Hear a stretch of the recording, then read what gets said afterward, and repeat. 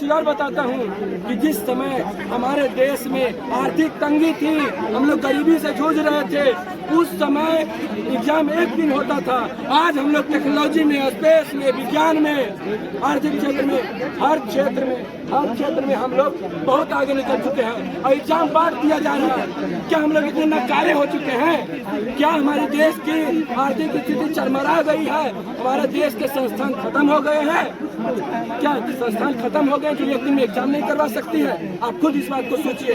आप इस आवाज को आगे भेजिए, आगे ले जाइए। क्या हमारी देश की स्थितियाँ सुधर रही है कि बिगड़ रही है?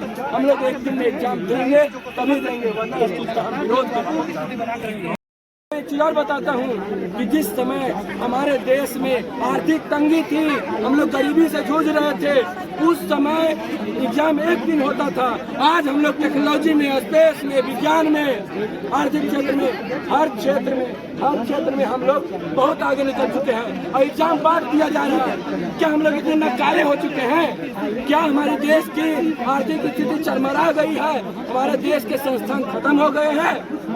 क्या संस्थान खत्म हो गए जो एक दिन में एग्जाम नहीं करवा सकती है? आप खुद इस बात को सोचिए।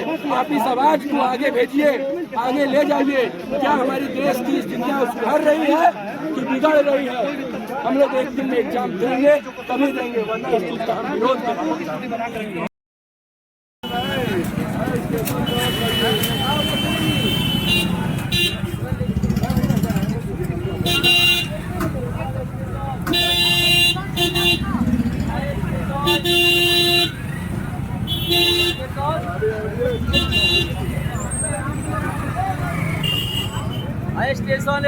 एक चीज और बताता हूँ कि जिस समय हमारे देश में आर्थिक तंगी थी, हम लोग गरीबी से जूझ रहे थे, उस समय एग्जाम एक दिन होता था।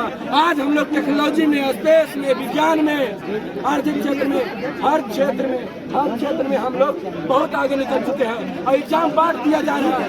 क्या हम लोग इतने नकारे हो चुके हैं? क्या हमारे देश की आर्थिक स्थिति चरमरा गई है? हमारे देश के संस्थान खत्म हो गए हैं? क्या संस्थान खत्म हो गए जो एक दिन में एग्जाम नहीं करवा सकती है? आप खुद इस बात को सोचिए।